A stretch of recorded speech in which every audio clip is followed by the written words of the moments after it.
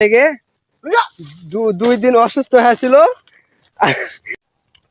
Hello বন্ধুরা, এখন আমি আপনাদেরকে দেখাচ্ছি পানের বর। এই যে পানের যে বাজারের যে অবস্থা এখন বর্তমানে, আমরা সবাই এই পান ভাঙ্গে ফেলে দিচ্ছি। এই যে আজকে আমার এক বড় ভাইয়ের বর, বড় ভাই পানের দামের জন্য ফিট লেগে 2 দিন অসুস্থ হয়েছিল। আজকের প্রায় শেষ আমার এই বড় ভাই। বড় ভাই আমার বরের জন্য খুবই অশান্তির মধ্যে। এই আসতে বড় ভাই, এই যে আমার এই বড় ভাই সব ভাঙ্গা চুরে সব ফেলা দিচ্ছে। এই যে দেখেন সব ফেলা দিচ্ছে।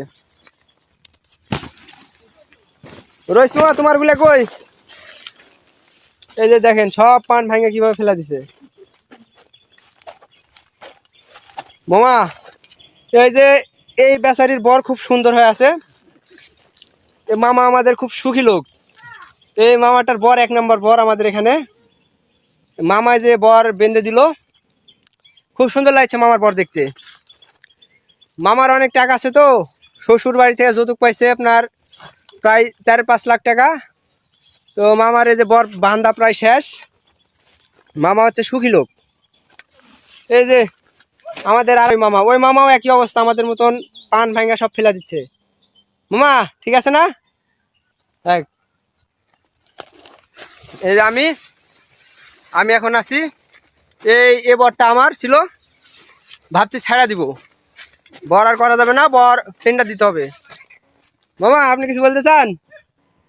মামা ও, ওই যে আমার ওই মামা এখন দেখছে পান কেবল কিরকম কি।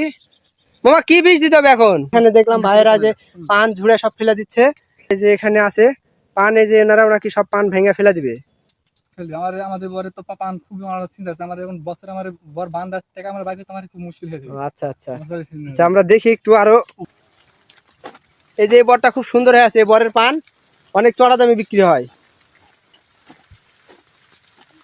হ্যাঁ ভাইয়া, এখন আপনাদের কি অবস্থা? পানের বাজার তো খুব খারাপ শুনেছি, তো কি অবস্থা আপনাদের পানের বর?